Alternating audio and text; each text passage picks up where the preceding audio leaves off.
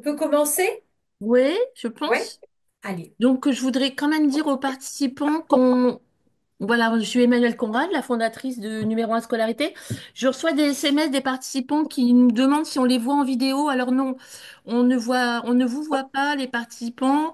Vous voyez les quatre personnes qui sont un peu les organisatrices de ce webinaire que je vais vous présenter. Mais voilà, non, on ne voit personne. On voit les gens s'inscrire, on voit des numéros qui augmentent, mais on ne voit personne. Voilà, donc moi je suis Emmanuelle Conrad, la fondatrice de Numéro 1 Scolarité. Bon, si vous êtes là, c'est que vous êtes déjà parents d'élèves que l'on suit, donc je ne vais pas vous présenter Numéro 1 Scolarité. Je vais juste en fait vous dire pourquoi on a sollicité la FF10 et à tout 10, que je vais vous présenter brièvement après, puis elles vont se présenter aussi pour ce webinaire. C'est parce qu'on a énormément de demandes de parents qui n'arrivent pas à remplir le dossier MDPH de leur enfant. Il faut dire que c'est très compliqué et nous n'avons pas les compétences pour ça. Et pourtant, nous sommes agréés par la MDPH puisqu'on a un agrément de SAD, de service à domicile, qui permet aux parents des élèves que l'on suit d'avoir une aide financière via la MDPH. Mais malheureusement, on ne peut pas vous aider et vous aviez énormément de questions à ce sujet, raison pour laquelle on a sollicité la FF10 et à tout 10 pour vous aider à remplir ce fameux dossier MDPH. Voilà, donc je vais passer la parole. Alors, vous avez compris le fonctionnement du webinaire. Il y a à peu près 1 heure 10 de présentation et ensuite 20 minutes de questions-réponses. Vous pouvez poser vos questions tout au long du webinaire via les Chat. questions-réponses dans la Le barre chat. en bas. Mais je pense que Fabienne Gavelli de FF10 va vous expliquer tout ça. Voilà, donc je remercie beaucoup FF10 et Atout10 qui sont rendus disponibles rapidement, ce qui n'a pas été évident pour eux parce qu'ils sont vraiment très demandés et surchargés actuellement. Voilà, donc je voulais vraiment remercier les deux associations et je passe la parole à Fabienne de la FF10. Merci Emmanuel. Je vais être rapide. Simplement, Nicole vous présentera un petit peu la FF10 et les associations adhérentes, dont Atout10. Mais moi, je suis en charge de l'organisme de formation de la FF10, qui est donc une fédération qui regroupe environ 150 associations de parents, de familles qui ont des enfants 10. Et donc, je m'occupe de formation professionnelle pour tous les accompagnants, pour les enseignants, pour les médecins, pour les chefs d'entreprise qui travaillent avec des enfants ou avec des adultes 10. Donc l'idée de ce webinaire, je vais laisser la parole à Nicole qui va vous présenter voilà ce dont vous avez besoin. Seule chose justement pour fluidifier un petit peu le déroulement du webinaire, si vous avez des questions, vous pouvez en effet les écrire dans le chat, donc sur la barre qui est en dessous de l'écran, vous avez deux petites boules avec écrit chat. Ben, vous cliquez dessus, vous écrivez, et puis moi, je vais regarder un petit peu tout le long du webinaire les questions, essayer de les rassembler par catégorie pour que je puisse faciliter un petit peu la tâche à Nicole et qu'en fin de présentation, on puisse répondre petit à petit à vos questions. Et puis, s'il reste encore des questions, vous aurez toujours l'option de lever la main. Vous avez aussi un petit onglet en bas, lever la main. Juste pour le bon déroulement, en effet, on a coupé les vidéos. Euh, Pensez bien à couper votre micro pour qu'il n'y ait pas d'interférence. Et puis, je crois que j'ai tout dit. Donc, je vais laisser la parole à Nicole. Et je vais couper ma vidéo aussi pour faire plus de place. Merci Fabienne. Donc on va commencer par se présenter, moi en particulier, puisque je vais être votre interlocutrice. Donc dans une vie précédente, j'étais cadre dans une société. J'aimais que j'étais experte du parcours du combattant 10. Pourquoi? Parce que j'ai deux enfants qui sont adultes maintenant, mais une avec un trouble 10 et l'autre TDAH. Ce qui m'a donné l'occasion de repasser un diplôme spécialiste des troubles du neurodéveloppement. J'ai été dans les associations de parents d'enfants 10 et j'ai été à la CDAPH. C'est pour ça que je connais bien le dossier pendant plus de 13 ans. Voilà. J'interviens en entreprise et pour l'éducation nationale et pour la FF10. Alors, De quoi allons-nous parler? Ben, je vais déjà vous présenter la Fédération française des 10 et à tout 10. Après, je vais vous donner quelques éléments que j'ai mis à retenir parce que c'est vraiment des éléments qu'il faut toujours avoir en mémoire. On va parler de la loi et puis des aménagements scolaires hors et dans le champ du handicap, parce qu'il faut bien comprendre comment ils s'articulent tous. Et si on loupe un escalier dans sa tête, on peut avoir des petits soucis pour la chronologie et bien comprendre de quoi nos interlocuteurs parlent. Puis après, je vous donnerai quelques ressources et puis on fera un quiz. Voilà. Donc la FF10. La FF10, c'est une fédération qui est nationale, qui regroupe plus de 160 associations. Hein. Il y a des grandes associations nationales que vous avez sur la première ligne. Après, vous avez des associations départementales ou régionales, et vous en avez euh, plus de 160. Donc, elle a un comité scientifique de 15 experts, c'est-à-dire que tout ce que dit la FFD, c'est basé sur les avancées scientifiques. Donc, la parole, elle est fiable par rapport à d'autres personnes qui peuvent être un peu opportunistes et qui racontent un petit peu n'importe quoi sur les troubles 10. Quand vous parlez avec une association de la FF10, vous avez une parole qui est fiable. Donc, elle organise la journée des 10, peut-être que vous connaissez, c'est aux alentours du 10 octobre. C'est décliné dans chaque département par les associations. Et puis, il y en a une plus importante qui est à Paris. Voilà. Le point le plus important, c'est que la FF10 porte la parole auprès des pouvoirs publics et des ministères. Alors, vous voyez les différentes instances dans lesquelles elle siège, tant au niveau national qu'au niveau international en Europe. Mais surtout, dites-vous bien que si les textes de loi ont évolué, s'il y a des choses qui ont été faites pour les 10, c'est grâce à la FF10. C'est pas les membres des gouvernements successifs qui ont pris l'idée de faire quelque chose du jour au lendemain pour les 10. C'est vraiment parce que la FF10 va discuter régulièrement dans les différentes instances de l'État qu'il y a des choses qui évoluent. Alors, moi, je suis euh, membre, je représente Atout 10 à la FF10, puisque Atout 10 c'est une association qui est membre de la Fédération française des 10. Et nous, un projet que nous portons avec la FF10, c'est de créer un lieu totem où les gens pourront venir trouver des informations. On l'appellera la maison des 10 pour tous, parce que à travers les troubles 10, eh bien, c'est tous les cerveaux atypiques qui vont trouver des explications, que ce soit le TDAH, que ce soit les troubles de la sphère du spectre de l'autisme, ou que ce soit les troubles du développement intellectuel. Parce que tous ces troubles font partie des troubles du neurodéveloppement.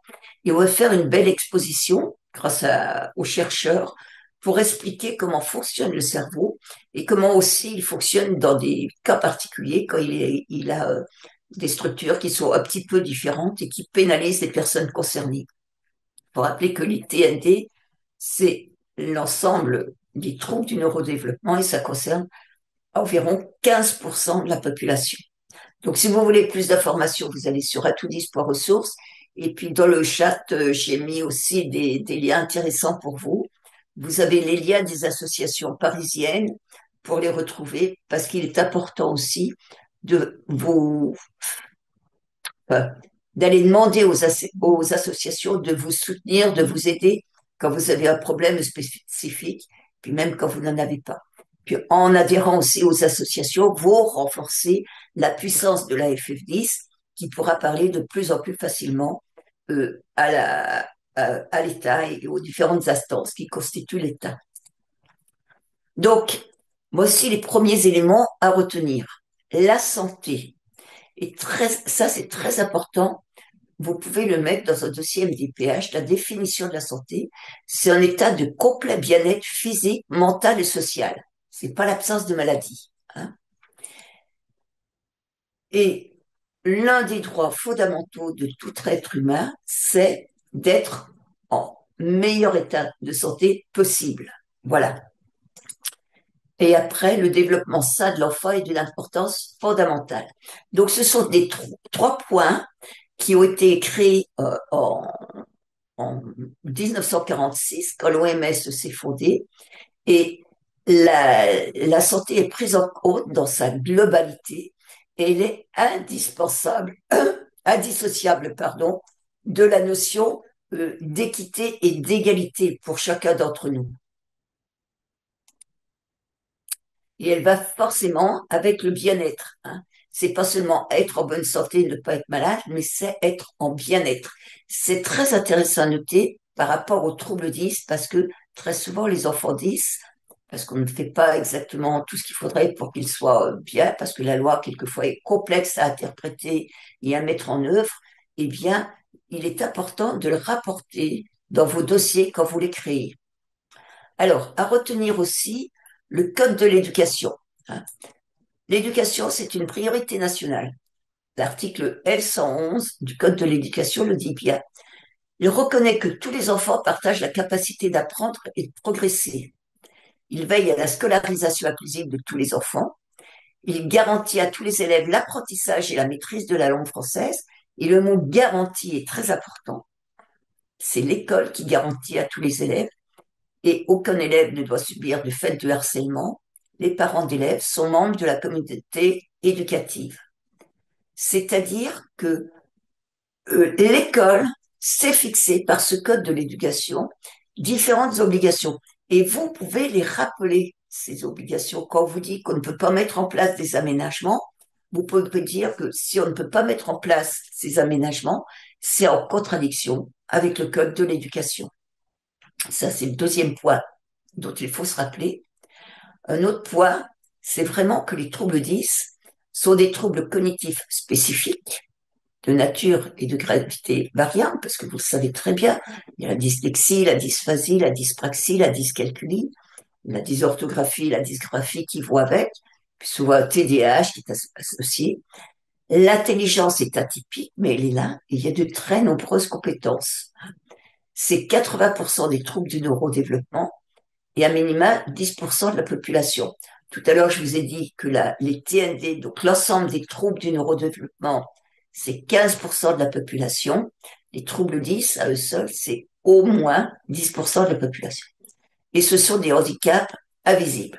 C'est pour ça que on se heurte à autant de problèmes pour faire reconnaître ces troubles, parce que comme ce sont des handicaps invisibles, eh bien, il est beaucoup plus difficile d'avoir un regard bienveillant avec ces enfants qui n'arrivent pas à apprendre comme les autres.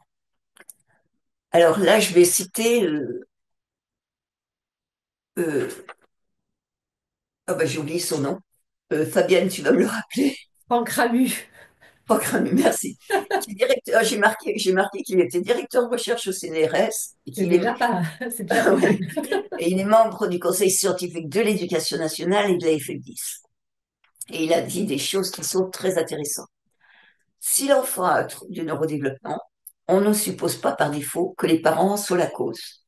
Le trouble du neurodéveloppement, comme vous le savez, c'est lors de la formation du cerveau dans l'utérus qu'il y a des réseaux qui se forment d'une façon différente, hein.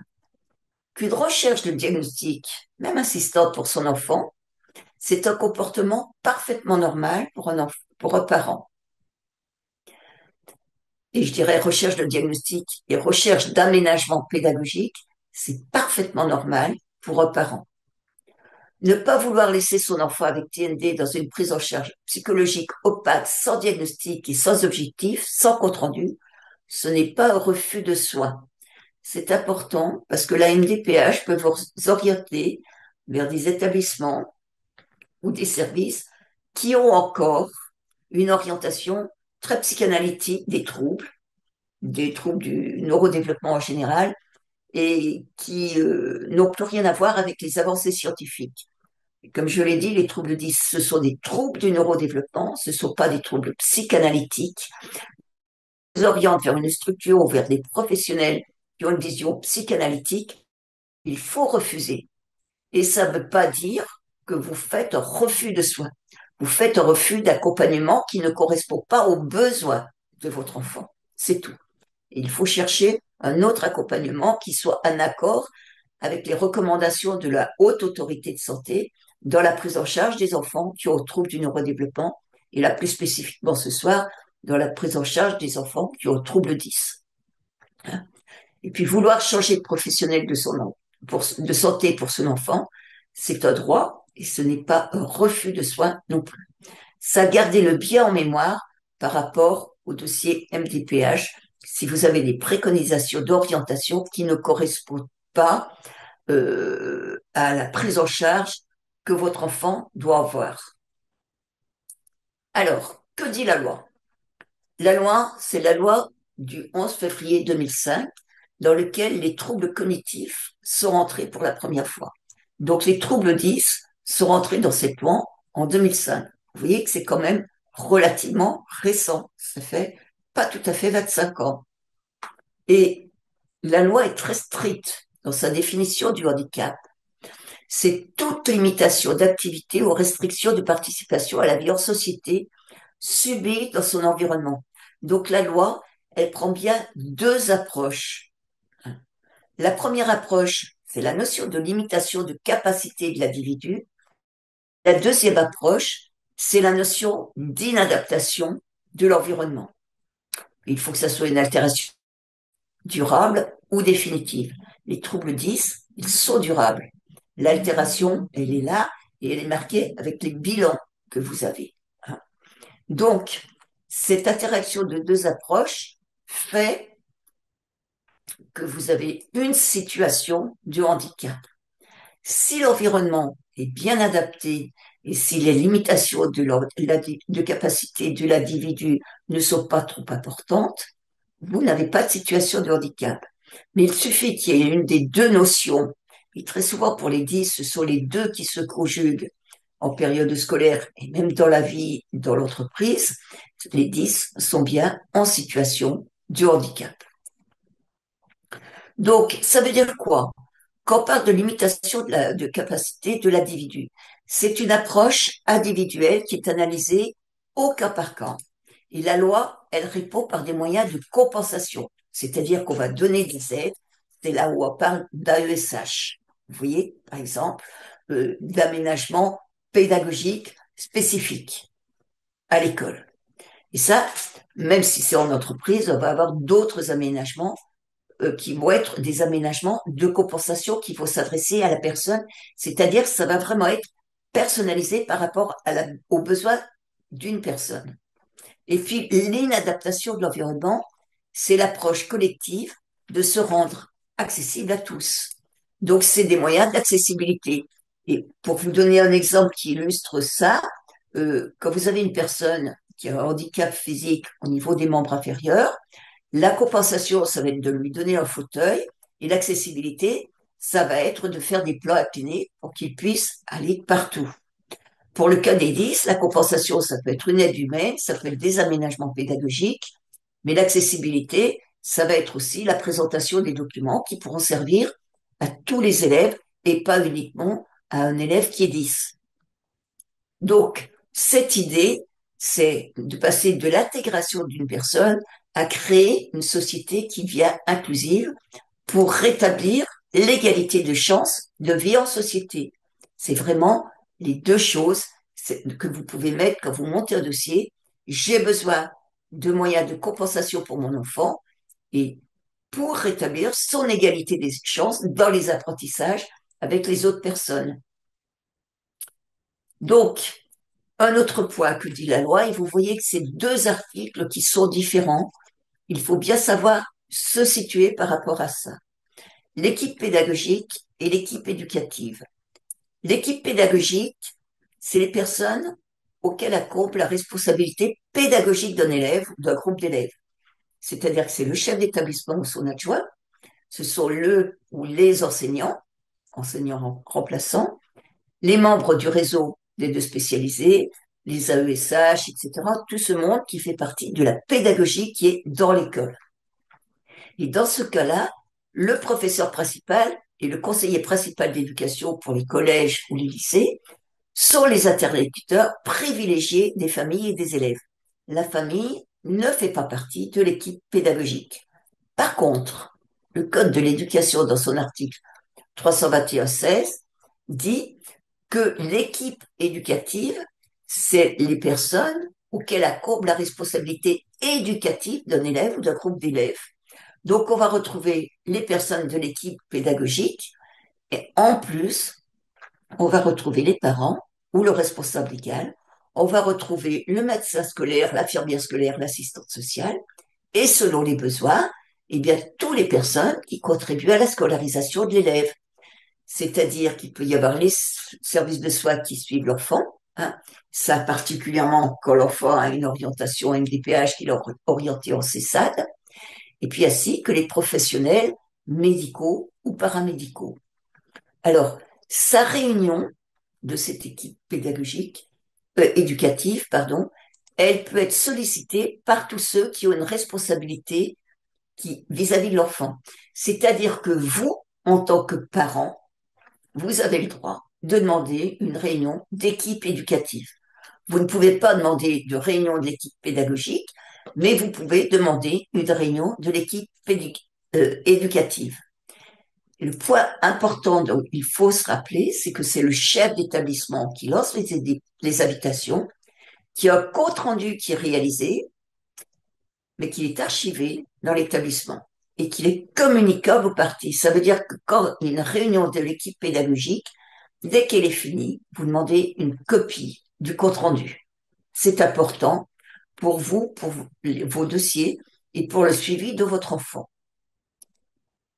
Alors, l'école inclusive.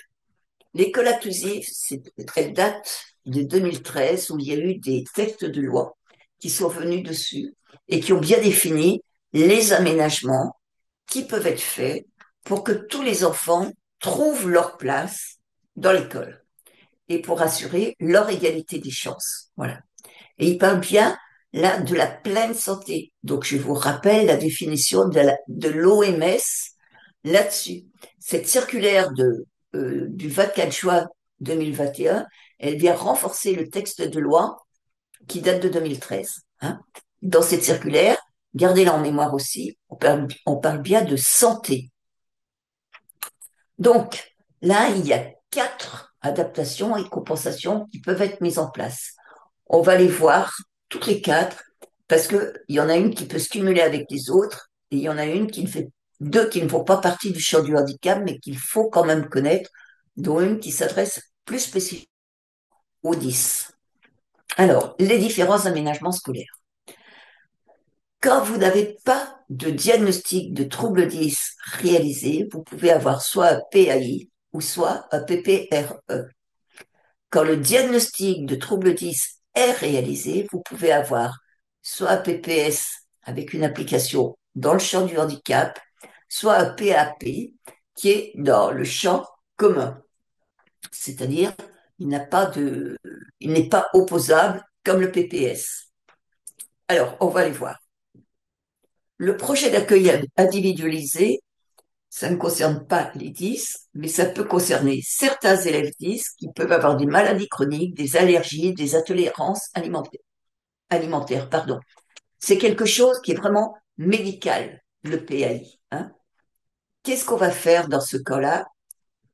Eh bien, c'est préciser les traitements médicaux ou les régimes spécifiques et aménagements de la santé en lien avec l'état de santé. Donc, quelqu'un, par exemple, qui prend du méthylphénidate, de la Ritaline, si vous préférez, pour un TDAH, peut avoir besoin d'un PAI. Quelqu'un qui a des allergies, qui est obligé de prendre un médicament en classe, peut avoir un PAI. Hein. Ça, c'est la demande, elle est faite par la famille et le document est rédigé par le médecin scolaire, par le médecin de PMI qui suit l'enfant. Ce qu'il permet, c'est de faciliter l'accueil d'élèves qui souffrent d'une pathologie, hein, grâce à la prise de médicaments, par exemple, pendant les heures de cours. Voilà.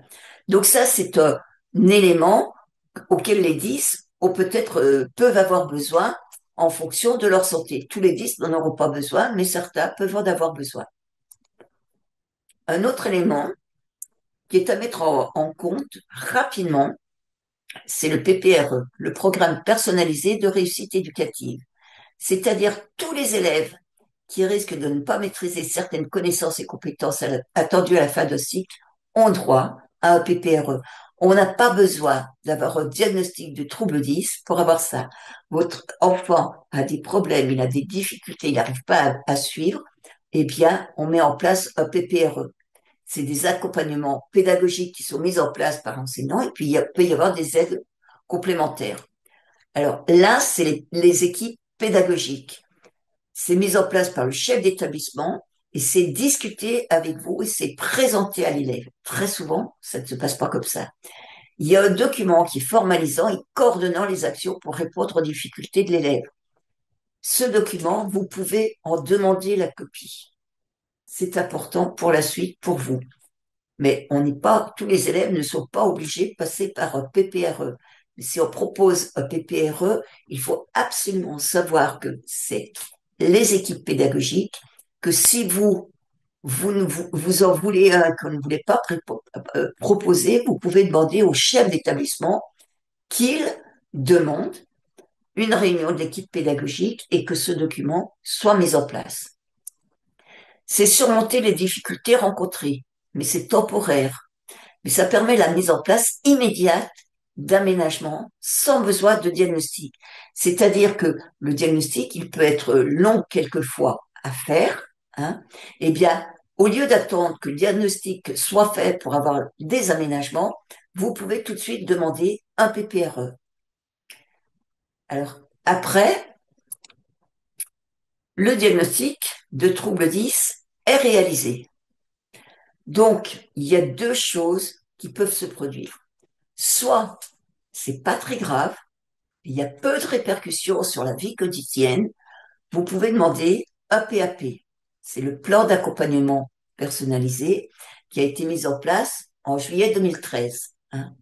C'est des difficultés scolaires qui sont durables parce que le diagnostic a été posé, donc on reconnaît que ces difficultés sont durables parce qu'il y a des troubles des apprentissages, donc des troubles 10. Donc, c'est défini des mesures pédagogiques, mais il n'y a pas d'aménagement de programme. Un aménagement de programme, ça peut être, par exemple, euh, demander à ce que cet enfant, dans le cadre d'un PPS, puisse avoir un programme aménagé avec des matières qu'il aura moins ou des orientations spécifiques dans les ULIS ou quoi que ce soit. Le PAP, c'est que des mesures pédagogiques. On va y venir. On est dans le droit commun. Et puis, si les répercussions sont très lourdes dans la scolarité et dans la vie quotidienne, eh bien là, on va rentrer dans le PPS, le projet personnalisé de scolarisation qui découle de la loi du 11 février 2005. Et là, c'est une situation de handicap qui est déclarée et quel que soit le lieu de vie, il y a des retentissements. Donc, il permet des dérogations, comme je vous l'ai dit, du temps partiel et la dispense de certains enseignements. Il faut faire des demandes spécifiques qui soient examinées par la MDPH et aussi par l'Éducation nationale. Mais le PPS, il crée un droit spécifique qui est opposable, c'est-à-dire que s'il n'est pas appliqué, vous pouvez saisir la justice pour qu'il soit appliqué. Parce qu'il faut faire attention, c'est faut qu'il soit extrêmement bien détaillé. Donc, on va les voir l'un après l'autre. Le plan d'accompagnement personnalisé, c'est tous les élèves qui ont des difficultés avec un trouble spécifique des apprentissages, ou plus généralement avec un trouble des apprentissages, ce qui veut dire que le diagnostic a été réalisé. Je rappelle, les premiers aménagements auxquels on peut avoir droit si le diagnostic n'est pas réalisé, c'est le PPRE. Le diagnostic est réalisé, c'est pas la peine de demander un PPRE, vous demandez directement un PAP. L'objectif, c'est de définir des aménagements et des adaptations qui permettent de suivre les enseignements prévus. Donc, le PAP, c'est de la maternelle au lycée. C'est des documents spécifiques que l'on remplit qui accompagnent l'enfant de la maternelle jusqu'au lycée. Donc, il est proposé par le conseil de classe ou d'école en accord avec la famille, mais il peut aussi être demandé par la famille. Si vous voyez qu'on vous propose pas de diagnostic, de PAP, quand il y a un diagnostic de posé, il faut aller le demander. Le médecin d'éducation nationale ou le médecin qui suit l'enfant atteste bien qu'il s'agit d'un trouble, donc le diagnostic est bien réalisé, et il était élaboré par l'équipe pédagogique qui associe les parents et les professionnels concernés. C'est-à-dire que vous avez votre mot à dire. Si vous trouvez qu'un aménagement n'est pas performant, vous pouvez demander à ce qu'il soit remplacé par un autre aménagement plus performant. C'est pour ça que la parole des professionnels et la parole des familles est importante. Il est mis en œuvre par les enseignants et par le chef d'établissement, le professeur principal, qui en suit le bon déroulement. C'est un document qui est écrit, qui est normalisé et qui est national. C'est-à-dire que ça se fait pas sur un petit coin de table avec papier crayon sur une feuille vierge. C'est un document. Et là, vous allez sur notre site à l'onglet ressources, vous retrouverez tous les documents là-dessus. Hein. Mais je vais vous les faire voir. Et il est signé par toutes les parties prenantes et il est révisé tous les ans.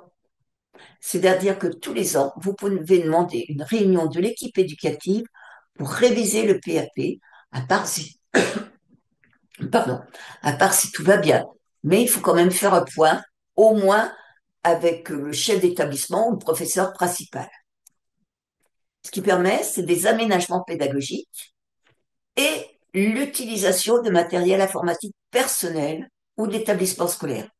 Cette nuance est très très importante, c'est-à-dire que vous avez votre enfant à son ordinateur personnel, vous pouvez demander à ce qu'il l'amène à l'école et qu'il suive ses cours avec son ordinateur personnel. Il faut le faire marquer dans le PAP. Ou j'ai dit de l'établissement scolaire, j'ai pas dit de l'éducation nationale. C'est différent. L'établissement scolaire dans le primaire, il dépend des mairies.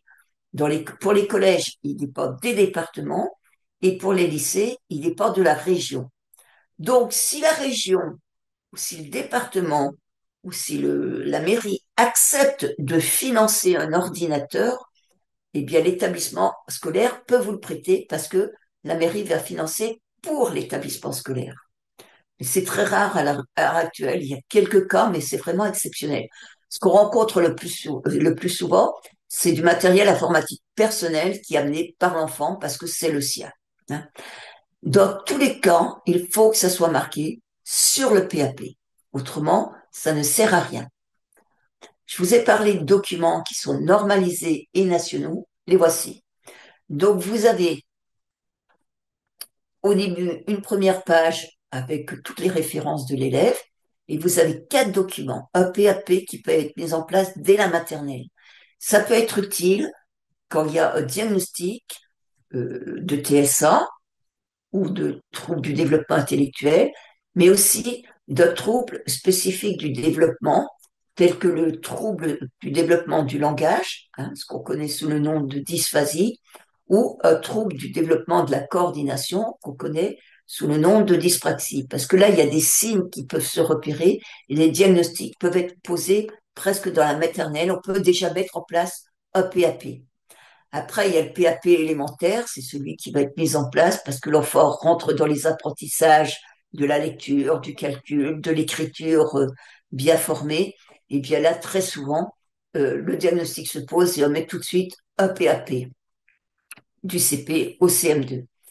Ce PAP, comme je vous l'ai dit, il est révisable tous les ans. Donc, s'il commence à en avoir un en CP, eh ben, il y aura un document à remplir pour CE1, pour le CE2, pour le CM1 et pour le CM2. Et puis là, pour le collège, c'est pareil. Il y a un document pour le collège qui va nous suivre de la sixième à la troisième. Et après, il y a le PAP lycée qui va aller de la seconde à la terminale.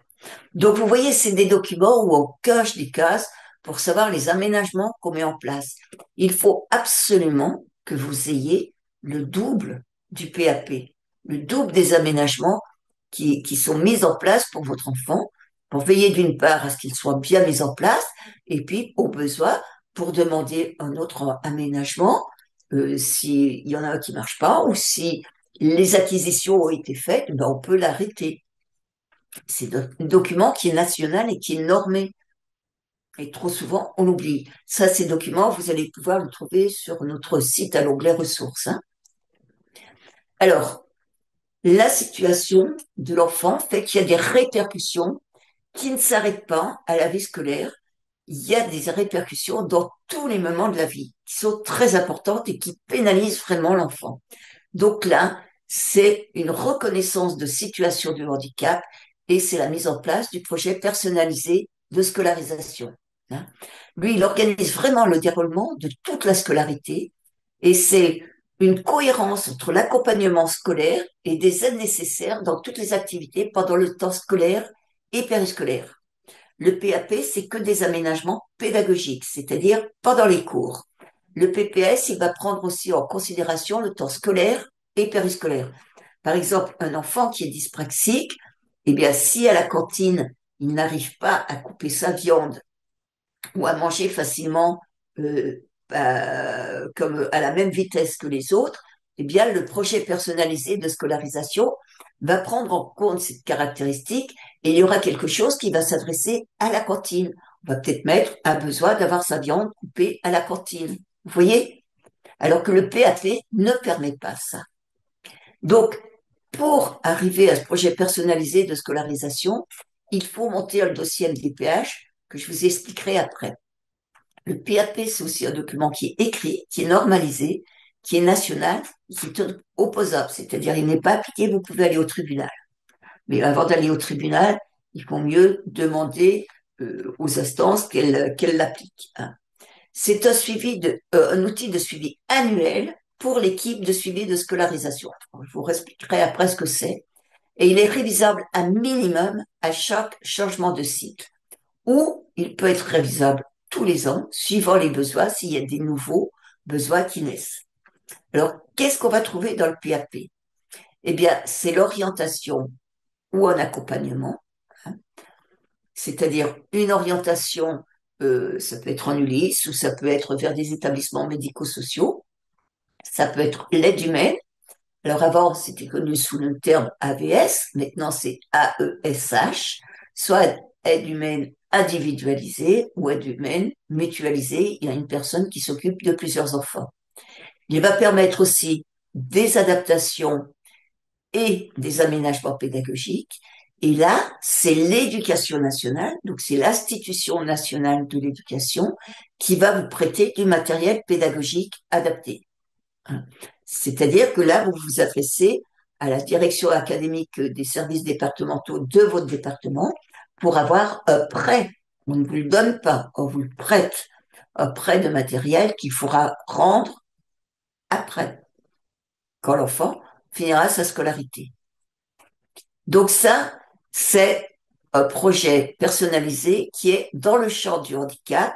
Et là, il faut monter le dossier MDPH. Donc, qu'est-ce qui se passe pour le dossier MDPH?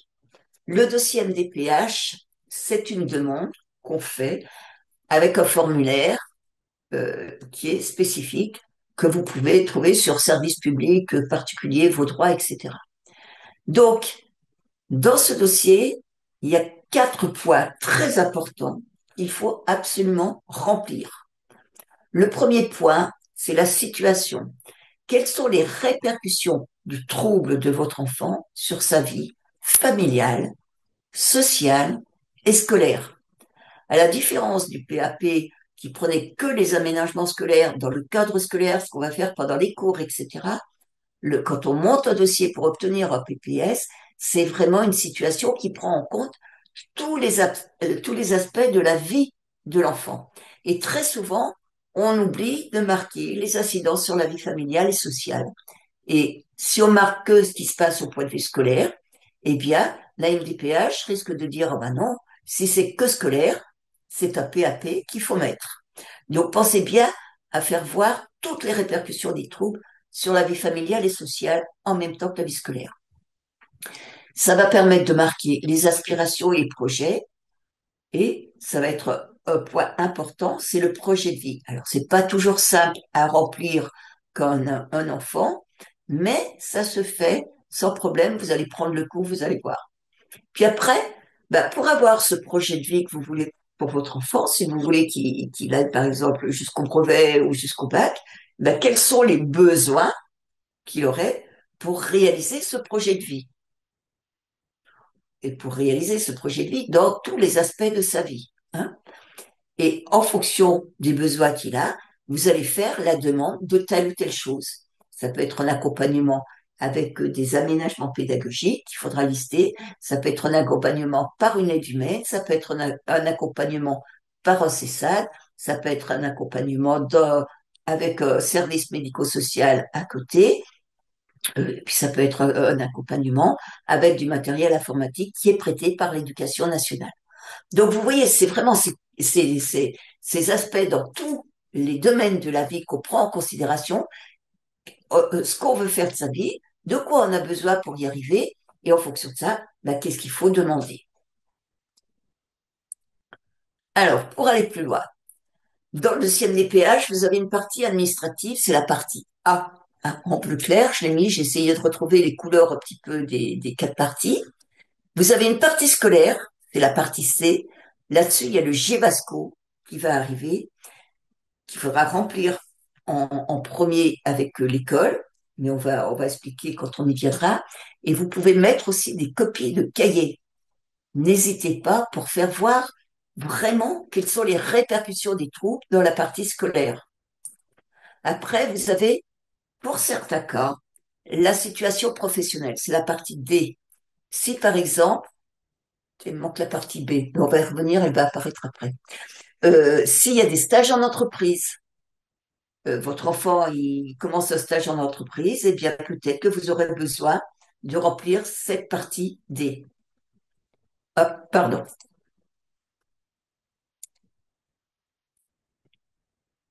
Voilà. Après, vous avez l'expression des demandes, c'est la partie E. Alors, dans la partie E, vous avez la vie quotidienne, hein, où là, il faut arriver entre la partie scolaire, les répercussions dans la partie scolaire et dans la partie quotidienne, à bien les lister. Parce que vous pouvez droit avoir à l'allocation d'enfants en situation, euh, l'allocation d'éducation d'enfants handicapés. Voilà. Mais là, pour avoir cette allocation, il faut avoir un taux qui est supérieur à 50%. Et puis, vous avez, dans la partie E, vous avez aussi l'expression de la vie scolaire. Et là, c'est le PPS qui va répondre à ces besoins. Donc, deux choses à bien différencier.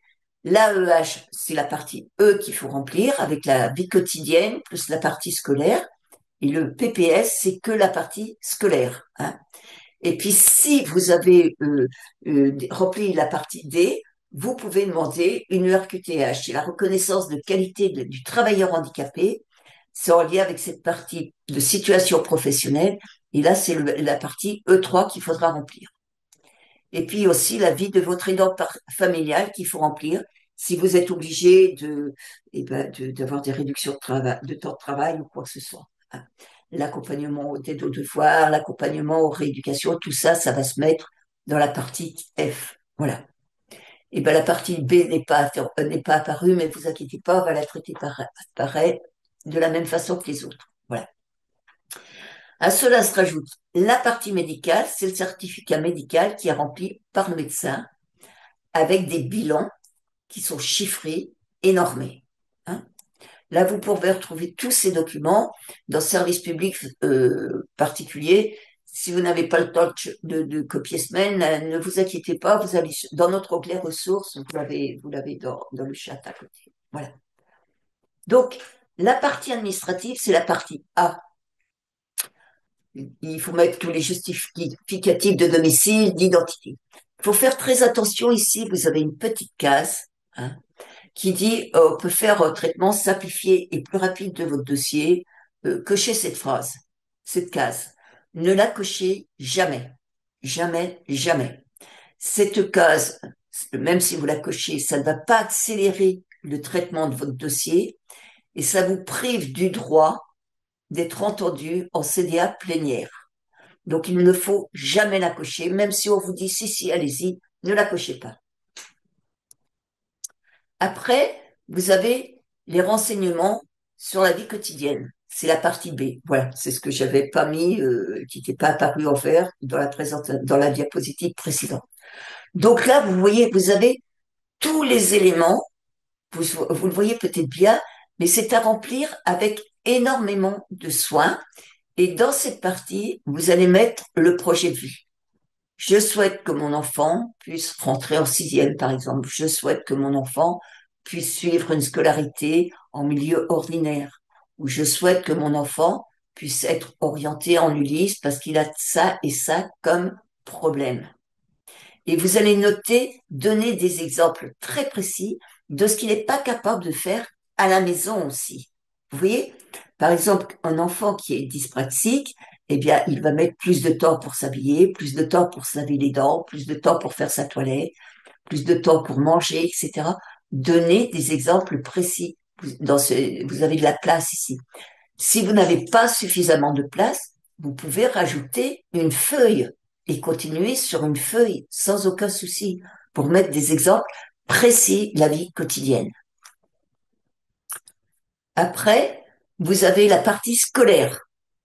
Voilà. Donc, la partie scolaire, elle se remplit avec le GVASCO. On va la voir sur la diapo suivante. Ce qu'il faut bien voir, c'est que vous avez beaucoup d'éléments à mettre.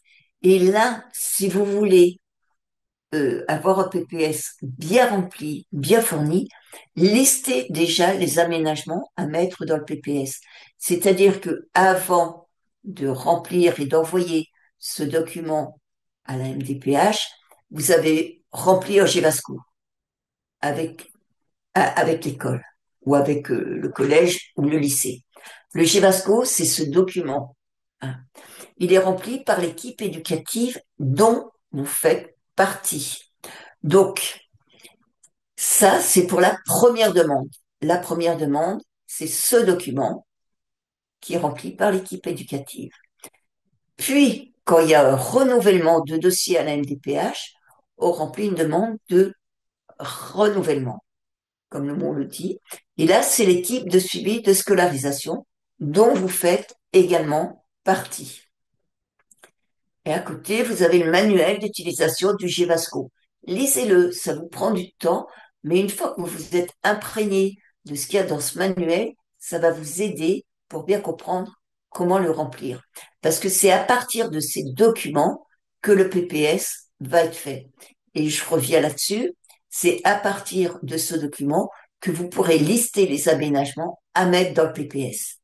Parce que très souvent, la MDPH va mettre PPS comme résultat. Mais si là, vous avez listé les aménagements, elle pourra déjà les mettre, les aménagements. Donc, ça va faciliter aussi la suite de la prise en charge de votre enfant.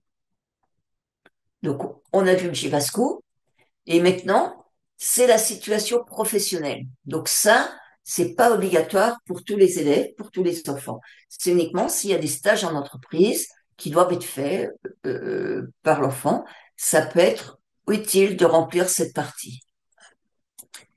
Et puis après, il y a toute la partie des demandes de la vie quotidienne, donc la partie E1 pour avoir c'est ce qui va déterminer si le taux est inférieur à 50 ou supérieur à 50%.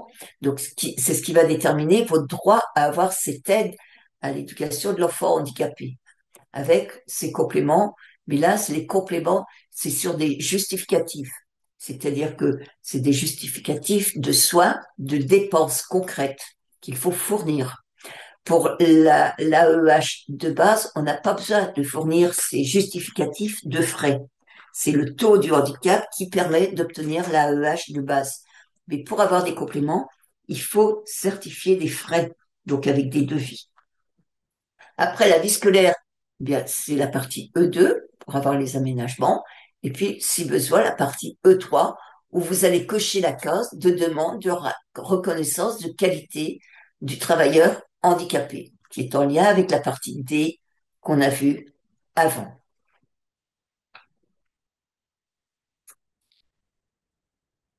Alors, après, vous avez l'avis de votre aidant familial, qui, en tant que parent, vous concerne énormément, parce que là, vous allez mettre vos besoins. C'est-à-dire si vous avez une réduction de temps de travail, si vous devez vous occuper d'aider tous les soirs votre enfant pendant 1 heure ou deux, c'est là qu'il faut le mettre, hein. Si vous devez l'accompagner chez les rééducateurs 3 à 4 fois par semaine, eh bien c'est là que vous allez le mettre aussi. Toutes les réductions de temps de travail, elles peuvent être mises ici parce que ça peut servir aussi pour avoir des compléments d'AEH. Donc, vous voyez que le dossier par lui-même, il faut, il ne faut pas louper une partie et se concentrer uniquement sur la partie scolaire. Il faut bien décrire la vie de votre enfant dans tous les moments de la journée, pendant tous les mois de l'année, hein. Même en vacances, il peut avoir des besoins spécifiques ou quoi que ce soit. N'hésitez pas, donnez toujours des exemples très précis, très, très précis. Si votre enfant n'arrive pas à peler une pomme parce qu'il est dyspraxique, marquez-le, hein. Si votre enfant, pour vous donner un exemple, ma fille, quand elle commençait à aller au restaurant avec ses copines, eh bien, elle se faisait servir la dernière, parce que dyslexique, elle n'arrivait pas à lire le menu, et elle disait, ah bah, je vais prendre comme toi, et puis je vais prendre comme toi. Ça, c'est des exemples d'empêcher de lire dans la vie quotidienne. Marquez-les, ces exemples. Tout ce que votre enfant est limité, vous le marquez. Par exemple, on remplace très souvent les lacets par des scratchs pour les chaussures. Eh bien, marquez-le aussi. Mais on le fait tellement naturellement parce qu'on a compensé, on pense pas à le marquer comme exemple. Donc, tout ce qui vous vient dans la vie quotidienne, tout ce que les petites stratégies que vous avez mises en place pour aider votre enfant, il faut que ça apparaisse dans le dossier MDPH. Puis le dernier point qui n'est pas de votre fait, mais qui est le fait du médecin. Donc, ça peut être votre pédiatre, ça peut être votre généraliste, ça peut être le médecin de PMI, ça peut être le médecin scolaire. C'est le certificat médical 2 mois d'un an qui atteste, avec les bilans à l'appui, que l'enfant a une pathologie. Donc, la page 2, c'est la pathologie. La page 3 et 4, c'est les traitements et prises en charge thérapeutiques. Par exemple, s'il prend du méthylphénidate ou quoi que ce soit, donc il faut qu'il ait la fréquence. Page 5 et 6, c'est les retentissements fonctionnels et ou relationnels, hein. Par exemple, un exemple, là, on demande la capacité motrice, préhension de la main. Eh bien, si votre enfant a une dyspraxie, pour tenir son crayon, ça peut être compliqué. Donc là aussi, il faudra faire penser au médecin de mettre ce qui se passe à l'école, qu'il a des difficultés à écrire à cause de ça. Dans la communication, dans la cognition et les capacités cognitives, c'est là où on va mettre les troubles 10, hein. Et l'entretien personnel aussi, qui peuvent quelquefois poser problème dans le cas d'une dyspraxie, par exemple, hein. Après, il y a tous les retentissements de la vie quotidienne, de la vie domestique, de la vie sociale et familiale, dans la scolarité, dans les études supérieures et dans l'emploi, qui seront à remplir par votre médecin. Ce que vous pouvez faire, c'est si vous avez commencé à remplir votre projet de vie en marquant tous les éléments qui pénalisent votre enfant, allez voir votre médecin avec ces éléments pour en discuter avec lui et voir comment il peut remplir ce certificat médical au mieux possible, s'il a des remarques spécifiques à fournir. Encore une fois, ce certificat médical, il va être accompagné de bilans qui vont être chiffrés et normés. Un bilan doit être chiffré, c'est-à-dire il doit établir le décalage d'une certaine action par rapport à la norme, hein. Que votre enfant, par exemple, ne prenne pas le bus à 5 ans, c'est tout à fait naturel. Mais que votre enfant à 13 ans ne puisse pas prendre le bus parce que chaque fois qu'il le prend, 2 fois sur 3, il se trompe de sens ou il descend pas au bon arrêt ou quoi que ce soit, eh bien là, c'est des exemples à donner aussi. Vous voyez? Parce que ça rentre dans son empêchement de la vie en société. Et les bilans, c'est des normes et des chiffres très précis. C'est pas un petit bout de papier d'un professionnel qui dit bah oui, cet enfant a un trouble 10, etc. Non, il doit le prouver avec des examens spécifiques qu'il a fait. Donc, si vous n'avez pas de bilan de votre professionnel, eh bien, il faut lui demander impérativement ces bilans qu'il vous les donne, hein. Un professionnel ou un établissement médico-social n'a pas à garder les bilans. Il doit vous les communiquer, vous en avez besoin pour monter le dossier MDPH. Si on refuse de vous communiquer les bilans, eh bien faites-le remonter par les associations de la FF10. Alors, point important, en plus du document complet, vous allez lister toutes les pièces jointes, et vous les allez les envoyer en disant j'ai joint sur une feuille annexe, vous allez l'envoyer avec vos documents, j'ai joint ci, ça et ça. Et vous avez envoyé le dossier complet à la NDPH avec la signature des deux parents. C'est très important. Si vous oubliez, si un des parents oublie de signer, le dossier n'est pas recevable. Donc, vous risquez de perdre du temps. Si vous le remplissez par voie électronique, eh bien, il faut bien vous mettre d'accord les deux parents parce que vous allez recevoir un message, le deuxième parent va recevoir un message pour qu'il signe aussi le dossier, hein. Et surtout, gardez toujours un double. Que ce soit un dossier papier que vous ayez réalisé ou un dossier électronique, gardez un double de votre voix. Gardez un double de toutes les pièces. Il y a des pièces qui peuvent se perdre. Donc, soyez prudents, ayez toujours le dossier complet avec vous. Alors, comment ça se passe dans la MDPH? Il y a une équipe pluridisciplinaire d'évaluation qui est composée de médecins et de différents professionnels qui va faire l'analyse du dossier avec des référentiels d'évaluation, hein. Donc, il y a un guide d'éligibilité pour les décisions qui sont prises dans les maisons départementales des personnes handicapées. Et il y a un dossier technique qui est plus spécifique pour les troubles 10. Si vous avez du courage, je considère qu'il est préférable de lire ce dossier pour les troubles 10. Ça va vous donner des pistes pour vous aider à mieux remplir votre dossier. Et là, vous pouvez demander à être entendu. Alors, quelquefois, c'est l'équipe pluridisciplinaire qui fait la demande, mais vous pouvez aussi demander, si vous le souhaitez, à être entendu par l'équipe pluridisciplinaire d'évaluation. C'est pas sûr que vous soyez entendu, mais vous pouvez demander. Et en fonction de l'analyse de votre dossier, cette équipe pluridisciplinaire va proposer des décisions. Je m'excuse 2 secondes. Voilà. Elle va faire des propositions de décision. Donc, la proposition de décision, c'est un plan personnalisé de compensation. Et dans ce plan personnalisé de compensation, vous avez le projet personnalisé de scolarisation. Ça, ce sont des propositions qui sont faites. C'est encore pas la décision finale. Donc, la différence entre le plan personnalisé de compensation, hein, vous voyez, c'est un article du Code de l'action sociale et des familles. C'est des modalités de réponse aux besoins de la compensation de la personne par des aides de toute nature.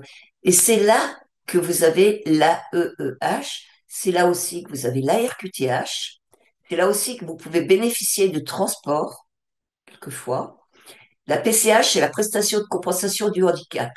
C'est excessivement rare que les personnes avec un trouble 10 l'aient, parce qu'il faut un taux de handicap supérieur à 80% pour l'obtenir. Donc, les 10 n'y arrivent jamais. Et puis, ça peut être une orientation adulte en milieu protégé. Voilà. Quelquefois, ça peut se produire pour pour des personnes qui sont multidis, mal prises en charge, qui peuvent avoir besoin de travailler en milieu protégé, parce qu'il y a un trouble multidis qui est très, très grave. Voilà. Donc ça, c'est le plan personnalisé de compensation. Et dans ce plan personnalisé de compensation, vous avez donc le projet personnalisé de scolarisation. Et vous voyez que lui, c'est le code de l'éducation qui le détermine. Donc là, le PPS, c'est quel que soit le taux de handicap. L'AEH, taux de handicap supérieur à 50%, plan personnalisé de compensation. Là, le projet personnalisé de scolarisation, on n'a pas besoin d'un taux de handicap supérieur à 50% pour l'avoir. Donc lui, il va déterminer le déroulement de la scolarité. Donc ça va être l'orientation, milieu ordinaire, c'est-à-dire que l'enfant, il reste dans son établissement. Ça peut être un milieu ordinaire avec un dispositif Ulysse, hein. Ça peut être une scolarité partagée entre l'école et un établissement médico-social, ou ça peut être du médico-social pur. Mais pour les troubles 10, on n'a jamais de médico-social pur. Hein. Là, ça va être aussi les mesures pédagogiques qui vont être nécessaires au bon déroulement de la scolarité. Ça va être le matériel pédagogique adapté qui est prêté par l'éducation nationale, hein, l'ordinateur. Souvent, il y a des logiciels dedans. On peut aussi demander un scanner si besoin. Et puis, l'aide humaine. L'aide humaine, c'est l'AESH, ou ça peut être des interventions extérieures pendant le temps scolaire.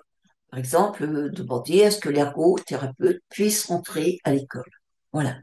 Donc, vous voyez, rappelez-vous bien que ce projet personnalisé de scolarisation, il est compris dans le plan personnalisé de compensation. Et vous allez recevoir un document comme ça. Hein. Là-dessus, il y a la LDPRH, etc. Et ça vous dit la proposition de plan personnalisé de compensation. Voilà. Il y a votre nom, votre référence, la date, etc. Donc ça, c'est un plan qui a été personnalisé, on vous précise bien, par l'équipe pluridisciplinaire. Si vous n'êtes pas d'accord, vous avez 15 jours pour répondre. Vérifiez donc la date qui est ici. Hein. Voilà. Et ça vous dit la date de la CDAPH qui va entériner la décision. Donc, si vous n'êtes pas d'accord avec cette proposition, vous avez 15 jours pour réagir. Et la proposition, elle est là. Elle est ici. Donc, vous avez deux choses. Là-dedans, c'est un exemple. Hein. Ça a demandé un parcours de scolarisation. Donc, on est bien dans le PPC. Là, la proposition, c'était l'attribution d'une aide humaine. Alors, il faut faire attention, hein, à un autre élément, c'est que le nombre d'heures n'est pas précisé. Donc, vous ne savez pas si c'est une aide humaine individuelle avec un certain nombre d'heures ou si c'est une aide humaine euh, individuelle avec un certain nombre d'heures, pardon, ou si c'est une aide humaine mutualisée. Et puis là, vous avez le PPC. Donc là, c'est le rejet de l'AEH, le taux était inférieur à 50%. Voilà. Alors, ce qu'il faut voir, c'est que si vous souhaitez ne pas avoir de mauvaise surprise, vous pouvez toujours réagir dans un délai de 15 jours pour attendre en disant, on m'a pas précisé le nombre d'aides humaines, le nombre d'heures de l'aide humaine, j'ai demandé une aide humaine individuelle, on m'a pas précisé le nombre d'heures, je souhaite le savoir avant la commission des droits et de l'autonomie. Si vous ne réagissez pas dans les 15 jours, eh bien, le dossier va partir en CDA. Si vous n'êtes pas d'accord, donc il faut réagir sous les 15 jours. Vous pouvez le faire par mail. Mais je vous suggère aussi de le faire en lettre recommandée avec accusé de réception. Comme ça, vous avez une preuve de date. Vous allez expliquer les raisons de votre désaccord. Bien, il faut bien les expliquer. Hein. Pas dire je suis pas d'accord, mais expliquer pourquoi et argumenter. Et au besoin, redonner un nouveau bilan ou quoi que ce soit si vous avez un bilan qui est arrivé entre-temps. Et vous pouvez, si vous le souhaitez, demander à être entendu par la CDAPH. La CDAPH peut vous entendre. Et surtout, quand vous écrivez que vous n'êtes pas d'accord, gardez le document. Gardez un double du document. Alors, qu'est-ce qui se passe? Votre dossier, il est à nouveau examiné si vous avez envoyé votre désaccord. Et il y a des nouvelles propositions qui peuvent être faites ou les propositions peuvent être conservées. Et ça va passer en commission des droits et de l'autonomie. Donc, c'est 23 membres qui soient nommés par le préfet, par le président de la collectivité départementale, par le président du département, hein, pour une durée de 4 ans qui est renouvelable. Donc, ils siègent toujours à titre gratuit et sont tenus au secret professionnel. Dedans, il y a des représentants des associations et dans certains départements, il y a des représentants d'associations qui appartiennent à la FF10. C'est pour ça aussi que c'est utile d'adhérer à une association qui est membre de la FF10. Donc, durant la commission des droits de l'autonomie, le dossier est présenté par un médecin ou une personne de l'équipe pluridisciplinaire d'évaluation. Si vous avez envoyé des observations, elles sont lues. Et dans votre lettre, quand vous faites votre lettre de demande comme quoi vous n'êtes pas d'accord, vous demandez bien à ce que ça soit lu à haute voix. Parce que trop souvent, par manque de temps, hein, c'est pas par manque de mauvaise volonté, trop souvent, ce n'est pas lu, ça reste au sein d'équipe pluridisciplinaire d'évaluation, mais la CDAPH, théoriquement, la loi le dit, doit prendre connaissance de vos observations. Donc, marquez-le sur votre lettre. Et puis, si vous avez demandé à être entendu, la CDA doit vous recevoir. Alors, il y a quelques départements dont font partie le Rhône qui sont des cas particuliers parce qu'il y a une organisation qui est un peu différente, mais vous pouvez être entendu en CDA. Et c'est la loi qui le dit, hein.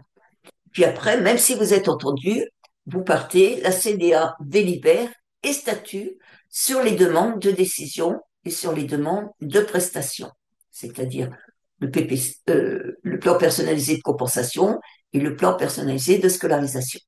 Et là, vous allez recevoir la notification de la CDAPH, qui est un document qui est officiel et qui est opposable. C'est-à-dire que tout ce qui est marqué là-dessus est opposable. Vous pouvez en demander la mise en place. Donc, c'est vraiment là, c'est notification de décision de la demande pour telle personne. Donc, il y a toujours votre nom, vos références, hein. Et là, par exemple, la commission des droits et de l'autonomie a décidé d'attribuer à votre enfant une aide humaine individuelle. Et vous voyez que là, à nouveau, le nombre d'heures n'est pas marqué. Alors il faut mieux le faire préciser. C'est important. Et là, il y a une date qui est déterminée. Ça veut dire que pour qu'elle soit renouvelée, il faudra monter un autre dossier MDPH pour avoir un renouvellement après le 31/8/2023. Alors, là, on vous dit qu'il y a le nom de l'établissement et ce que doit faire l'aide humaine. Là, le nombre d'heures, il est attribué. Mais si vous n'êtes pas d'accord, demandez bien sur ce nombre d'heures, demandez, on le verra après, sous forme de rapport, si vous n'êtes pas d'accord avec ça. Donc, on vous dit ce que l'aide humaine doit faire, mais si vous, dans votre dossier, vous n'avez pas listé ce que l'aide humaine doit faire, on va simplement marquer accès aux activités d'apprentissage. Si vous avez oublié de le lister, c'est pas très grave parce qu'après, il y a un document qui s'appelle la mise en œuvre du PPS et on va y venir, hein. Donc, il faudra présenter ce courrier à l'établissement et puis il y a la date. Voilà. Et il est rajouté, vous pouvez contester cette décision pendant 2 mois. Et vous avez donc un document qui est à conserver parce qu'il est opposable, donc il faut surtout pas le perdre. Et vous avez un autre document qui est joint. Il dit, si vous n'êtes pas d'accord avec la décision de la CDAPH, voilà ce que vous pouvez faire.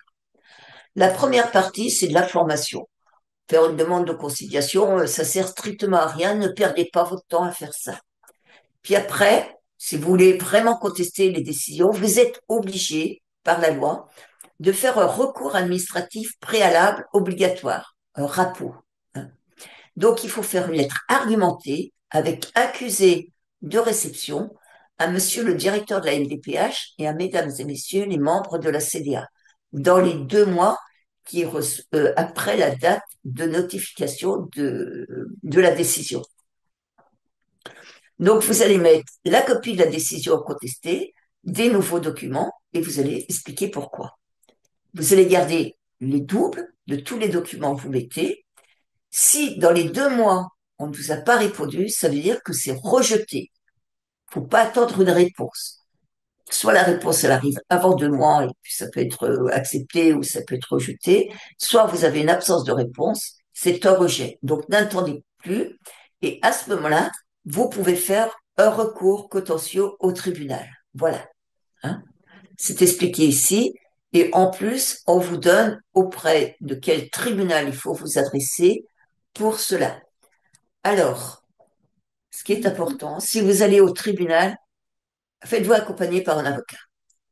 Ça coûte cher, mais il y a des avocats qui peuvent le faire dans le cadre de l'aide juridictionnelle, hein.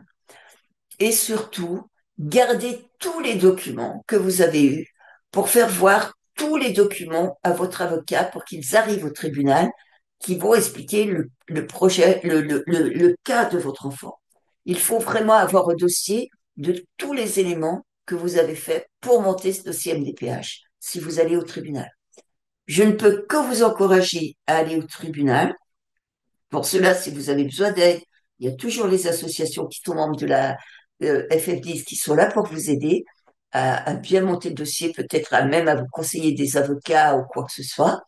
Mais allez-y, n'ayez pas peur. Parce que le seul souci, c'est que les tribunaux sont encombrés et que la décision peut être très longue à arriver. Donc, on peut aussi demander de l'aide à la FF10 pour essayer d'avoir des aménagements euh, dans le cadre du PAP le mieux possible en attendant que le tribunal ait pris sa décision. Nicole, Voilà. Oui, je te coupe juste parce qu'il est déjà 21h15. ah oui, alors je me dépêche. Et pour qu'on Oui. ait le temps de traiter des questions, parce qu'il y a quand même voilà, un certain nombre de questions. Et juste avant que tu continues, tu parlais d'envoyer en lettre recommandée avec accusé de réception. Il y a une petite question. Le dossier MDPH, est-ce qu'il s'envoie également avec accusé de réception? Alors, on peut l'envoyer. Si on l'envoie sous format papier, il est mieux de l'envoyer par lettre recommandée avec accusé de réception. C'est pour ça que le justificatif est important. On peut le déposer. Alors, je ne sais pas si c'est dans tous les départements, mais il y a des maisons départementales qui sont à proximité. On peut le déposer et on demande bien qu'il y ait un tampon avec la preuve de la date du dossier. Et puis, de plus en plus, on peut les envoyer par voie numérique, par la NDPH, puisque ça, elle permet de plus en plus de déposer son dossier par Internet. Voilà. Ok. Donc, le projet personnalisé de scolarisation, il est élaboré par la MDPH, donc il y a les 4 éléments dont je vous ai parlé. Il est adressé aux parents, à l'enseignant référent et à l'établissement.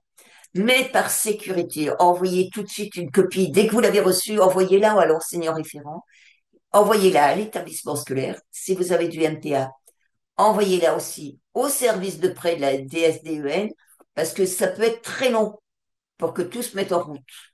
Donc, vous, dès que vous avez ce dossier de la NDPH qui revient, l'avis de la CDA, vous envoyez cet avis de partout et vous gardez un double des courriers que vous avez adressés. Le dossier MDPH, il est révisé à chaque changement de cycle et à la demande de la famille, chaque fois que la situation le nécessite. Alors, après le dossier MDPH, il y a une équipe de suivi de scolarisation qui doit se réunir. C'est les membres de l'équipe éducative avec l'enseignant référent. Donc, vous en faites toujours partie.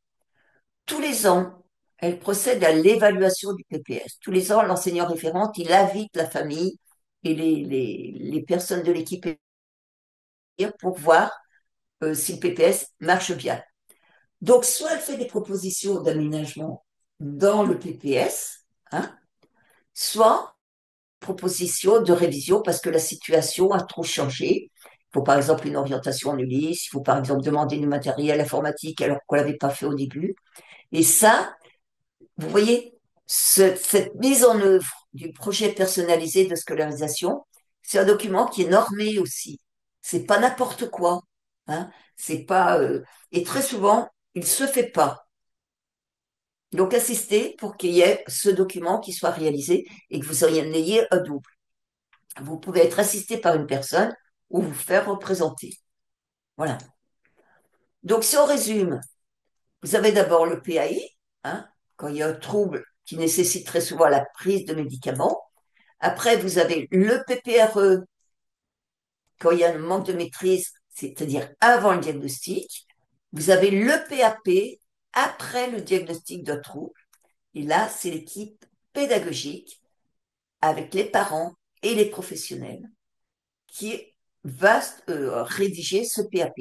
Et puis après, vous avez le projet personnalisé de scolarisation. Là, on est dans le champ du handicap et il y a la notification de la CDA. Et c'est l'équipe de suivi de scolarisation. C'est cette équipe plus l'enseignant référent. Ce qu'il faut savoir, c'est que le PAI se cumule avec les 3 autres. Mais vous ne pouvez pas avoir à la fois PPRE, un PAP ou un PPS. C'est soit PPRE, soit PAP, soit PPS. Nicole, Et juste la slide là que tu viens de passer, le PAP, est-ce que tu peux redire? C'est équipe pédagogique, parents et professionnels, donc c'est ce que tu entends par équipe éducative. exactement, tu as bien suivi. Très bien. Voilà. Et l'équipe de suivi de scolarisation, c'est l'équipe éducative plus l'enseignant référent. Donc, si on fait hors champ du handicap, on a le PPRE qui est quelque chose de très court, et on a le PAP. Et dans le champ du handicap, c'est le PPS. Sachant que le PAP et le PPS, ça suit l'élève de l'école jusqu'au lycée. Et qu'on peut passer directement d'un PPRE à un PPS, et on peut passer d'un PPRE à un PAP, puis après à un PPS. Il n'y a pas d'ordre, hein. Alors, à cela s'ajoute le livret de parcours inclusif qui est mis en place sur tout le territoire français, mais d'une façon très très variable. Ça, c'est une application qui est accessible par un ordinateur pour les enseignants, pour les directeurs d'école, les chefs d'enseignement, c'est-à-dire l'équipe pédagogique plus les médecins. Mais c'est toujours du personnel scolaire qui a accès à cette application. Il y a une personne qui va remplir ce livret de parcours inclusif. Ce livret de parcours inclusif, on l'a quels que soient les aménagements. C'est-à-dire qu'on a un PAI ou un PPRE ou un PAP ou un PPS, on a un livret de parcours inclusif. C'est-à-dire, il a pour but de rassembler dans un seul document toutes les informations sur les aménagements mis en place. Et il permet aussi des échanges plus rapides avec la MDPH pour la mise en œuvre des PPS. Ce qu'il faut faire très attention, c'est que vous n'avez pas vraiment accès au livret de parcours inclusif. Ils sont accessibles sous la forme d'aménagements qui sont mis en place. Et ça seulement depuis la rentrée 2023. Donc, si dans une équipe de suivi de scolarisation, vous allez demander à ce qu'il y ait un livret de parcours inclusif, parce que son but, c'est de faciliter la scolarisation de votre enfant, mais vous allez aussi en demander l'accès. Si vous voyez quelque chose qui n'est pas juste, vous allez voir l'enseignant, vous allez voir le directeur d'école ou quoi que ce soit pour en demander la rectification. Alors, il y a des territoires, des départements où ça marche bien, où il est mis en place. Il y a des départements où il n'est encore pas mis en place. C'est très variable. Je vais peut-être sauter le quiz pour avoir de la place pour les questions-réponses. Je vais vous donner les ressources. Vous allez les retrouver dans le chat à côté, hein. Donc, les associations qui sont près de chez vous, moi, je vous suggère, mais vraiment très, très fortement, d'adhérer à une de ces associations. Parce qu'elle va pouvoir vous écouter, elle va pouvoir vous aiguiller. Si vous souhaitez d'autres associations, vous pouvez aller sur le site de l'AFF10. Et puis, pour avoir des ressources, bah, vous avez aussi notre site atoudis.org, vous avez toute une page ressources. Et puis, vous avez le site de l'AFF10, le droit à l'école. Et si vous voulez aller plus loin et qu'il y ait plus d'évolution, eh bien, aidez-nous, soutenez-nous pour qu'on puisse monter ce projet de maison d'études pour tous, qu'on puisse faire une exposition et notre but après que ça soit rayonnement dans toute la France. Donc, si vous voulez adhérer à Toudis, ben, vous l'avez dans le chat aussi, je vous la remets ici. Et on est en train de monter en puissance sur les réseaux sociaux pour que vous puissiez suivre la montée de ce projet. Et ça sera vraiment une première en France. Ça va être un bon exemple qu'on veut donner. On a besoin de tout le monde pour nous aider à franchir les différentes étapes pour que la vie Nicole, de je suis 15% s'améliore. Et j'ai fini. Oui, parce qu'il reste que quelques minutes. Alors, c'est Emmanuel Alors, on y Conrad, va. je ne sais pas si vous me voyez. Il reste Oui. que 6 minutes. Je pense qu'on n'aura pas le temps de répondre à toutes les questions. Pour les Alors, je vais questions prendre des auxquelles on n'a questions. pas le temps de répondre, je vous invite à me les envoyer par mail au mail d'invitation du webinaire à contact@numéro1-scolarité.fr et puis je les ferai parvenir aux différentes personnes. Il y a pas de problème. Voilà. Donc, n'hésitez pas à envoyer vos questions par mail si on n'a pas pu y répondre. Fabienne, Oui, je vous passe la oui, parole. Vous avez dû oui. sélectionner. Alors, Ouais, rapidement, parce qu'il y a quelques questions qui se regroupent. Au niveau de la MDPH, quand on a fait la demande, mais que l'enfant devient adulte, est-ce que c'est automatique d'obtenir la RQTH? Qu'est-ce qu'il faut faire? Qui contacter? Est-ce qu'il faut monter un nouveau dossier Oui. médical? Et qui est-ce qui doit le remplir? L'adulte handicapé ou ses parents? Ah Voilà. bah non, quand il est adulte, dès qu'il a passé ses 18 ans, il est adulte. Donc c'est à lui de monter le dossier. Il peut se faire aider par ses parents, bien entendu, pour monter le dossier, mais il faut bien cocher la case RQTH dans la partie travail. Hein. Et la RQTH peut être demandée avant, à partir de 16 ans, si la personne, si l'enfant fait des stages. Donc, si vous avez des stages, cochez bien cette case à partir de 16 ans. Ça va faciliter. Ce qu'il faut savoir, c'est que la RQTH, à partir d'un certain moment, c'est plus la peine de la redemander régulièrement. Elle est attribuée pendant un certain temps. Mais si vous avez déjà une RQTH qui a été renouvelée 2 ou 3 fois, vous demandez à avoir une RQTH à vie. Il faut savoir qu'on n'est pas obligé de la montrer, c'est RQTH, mais c'est toujours bon de pouvoir la demander. Et quand tu fais ta demande de RQTH, est-ce que tu dois refaire un nouveau bilan médical? Alors, ça dépend. Si la situation n'a pas évolué, dans le dossier médical, il y aura toujours une partie à remplir par le médecin. Toujours. Chaque fois qu'on monte au dossier MDPH, il y a une partie à remplir par le médecin. Mais au lieu de refaire tous les bilans, le médecin peut certifier qu'il n'y a pas d'évolution. Il y a une petite case spécifique en disant il n'y a pas d'évolution. Il suffit de cocher cette case. Concernant le GEVASCO et l'université, est-ce qu'il existe un GEVASCO à l'université? Non. Non, pour l'université, il faut aller voir la mission handicap de l'université. Et on peut amener tous les bilans, toutes les décisions de la NDPH qui ont été prises avant pour prouver tous les aménagements qui ont été faits. Parce que les aménagements à l'université vont suivre aussi les aménagements qui ont été faits durant la scolarité. On est bien dans une continuité. Donc, allez voir l'équipe handicap de votre université avec les aménagements que vous avez eus pendant votre scolarité. Toujours concernant les filières techniques, etc., enfin pour les 16 ans et plus, si un enfant TSA et dyspraxique se dirige vers une filière technique qui nécessite un certain nombre de stages, est-ce qu'il faut compléter la partie E, travail, dans le Oui, dossier MDPH? oui, dès qu'il y a des stages dans le monde de l'entreprise, il faut que cette notion apparaisse dans le CMDPH. Euh, Qu'est-ce qu'on me demande d'autre? Oui, je passe à autre chose. Le LPI dont tu as parlé à la fin, à qui Oui. est-ce qu'on l'adresse? Alors, il n'est pas adressé, c'est l'éducation, c'est un document qui est interne dans l'éducation nationale. Les parents y ont simplement accès, donc il faut demander au professeur principal ou au chef d'établissement avoir un accès à ce LPI. Mais on ne peut pas le modifier, le parent ne va pas le modifier quoi que ce soit, il peut le consulter. Et s'il voit qu'il y a quelque chose qui n'est pas noté correctement, il va demander soit au chef d'établissement, soit au professeur principal, soit à l'enseignant qui s'occupe du LPI de modifier. Je reviens sur le GVASCO. Est-ce que quand on fait une première demande MDPH, il est indispensable d'envoyer un GVASCO rempli? Oui.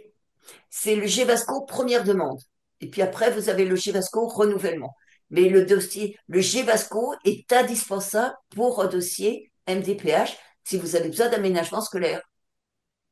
Et dans le cadre des aménagements scolaires, plutôt l'aménagement des examens, dans quelle partie est-ce que les parents doivent faire la demande d'un aménagement aux examens type bac, par exemple? Ah, c'est totalement différent. C'est un dossier qui est complètement différent, qui ne concerne pas la MDPH. Le dossier d'aménagement d'examen, c'est un dossier qui est au sein de l'éducation nationale, c'est-à-dire il se prépare l'année N-1 avant l'examen, hein, et c'est l'établissement qui doit vous fournir. Il faut se rapprocher du chef d'établissement pour demander ce dossier. Il faut le demander très tôt, c'est-à-dire qu'il faut le demander presque en octobre de l'année N-1. Ouais.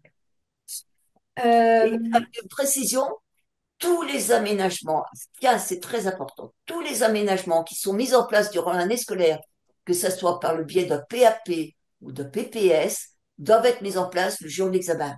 Si ce n'est pas fait, faites-le remonter à votre association membre de la FF10 pour que ça remonte au niveau du ministère. Parce qu'on Il en y a voit chaque plusieurs année. rectorats qui se sont fait Mm. reprendre parce qu'ils différenciaient les aménagements qui avaient été mis en place le jour de l'examen des aménagements scolaires, alors que ce sont les mêmes. C'est pour ça qu'il est utile que les aménagements soient bien précisés, soit dans le PAP, soit dans le dossier de mise en œuvre du PPS. Parce que vous avez les mêmes. Petite question, école privée hors contrat. Est-ce que le dossier MDPH peut être rédigé et accepté lorsque l'enfant est scolarisé dans un établissement privé hors contrat? Bah oui, vous pouvez toujours monter au dossier MDPH. Maintenant, vous vous débrouillez avec l'école pour que ça soit mis en place. L'éducation nationale n'aura aucun recours là-dessus, hein. Si vous êtes dans une école privée hors contrat, que l'école privée hors contrat ne mette pas en place les aménagements, quoi que ce soit, vous pouvez demander un PAP ou un PPS dans le cadre du champ du handicap. Si l'école hors contrat ne met pas en place les aménagements, vous n'avez aucun recours à part vous vous débrouiller avec cette école. Dernière petite question peut-être. Est-ce qu'il est possible d'avoir une acceptation qui soit valable plus de 2 ans, tant pour la carte mobilité inclusion que pour la reconnaissance du handicap? Alors ça, c'est en fonction de votre département. Vous pouvez toujours contester. Vous pouvez toujours contester, expliquer, mais il faut argumenter. Et ça peut demander, pour la RQTH, alors pour les aménagements pédagogiques dans le cadre du PPS, maintenant ils le font de plus en plus par cycle. Ils donnent de plus en plus d'aménagements par cycle. C'est rare qu'ils aillent plus loin parce que la situation varie. Entre l'école et le collège, c'est plus du tout la même situation. Donc, il faut remonter un dossier MDPH, ce qui est logique. Pour la RQTH, ça peut être plus de 2 ans, ça peut être 4 ans ou 5 ans. Pour le reste, bah, ça dépend. Ouais. Voilà. Donc, c'est en fonction des éléments que vous mettez qui vont déterminer la durée. Euh, Dernière question peut-être. Bon, tu l'as déjà dit, mais bon, un enfant qui aurait un PAP au collège, qui est hyper, enfin qui a un TDAH et qui est sous Medikinet et qui est suivi par un psychologue, peut-il faire un dossier MDPH? Bien sûr. On peut très bien passer d'un PAP à un PPS par le biais d'un dossier MDPH si la situation a changé. Mais surtout, s'il a du Medikinet et qu'ils doivent le prendre à l'école, il lui faut un PAI aussi. Oui. Mais souvent, ils le prennent à la maison. C'est plus simple. Je crois qu'on a répondu à peu près à l'ensemble des questions. De toute façon, Fabienne, hein, s'il y a des questions complémentaires, ils peuvent les poser et puis moi, je vous les transmettrai ou en tous les cas, vous me donnerez des coordonnées d'associations vers lesquelles je peux orienter les parents. Il n'y a pas de problème.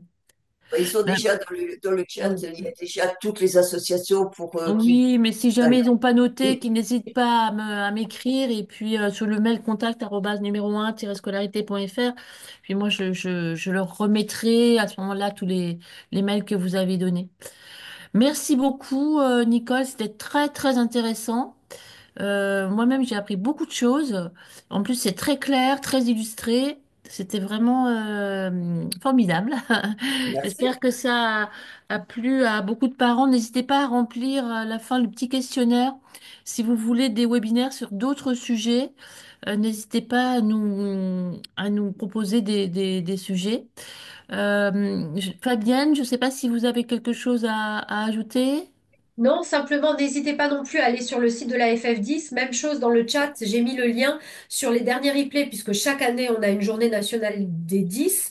Et c'est filmé, il y a des replays, il y a des témoignages de jeunes adultes 10, il y a des témoignages de professionnels de la santé, de l'emploi, qui sont dans l'accompagnement d'enfants et d'adultes. Donc, c'est toujours intéressant.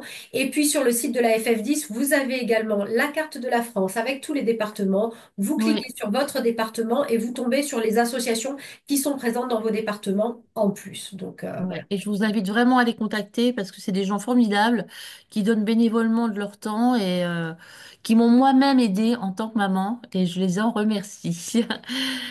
Bah écoutez, merci beaucoup puis je vous Merci souhaite à tous. une bonne soirée à toutes et tous. De joyeuses fêtes. Oui, Merci. merci, merci à Merci Bonne tous. à fête de tous. fin d'année aussi. Merci Au Nicole, revoir. merci Au Fabienne. revoir. Au revoir.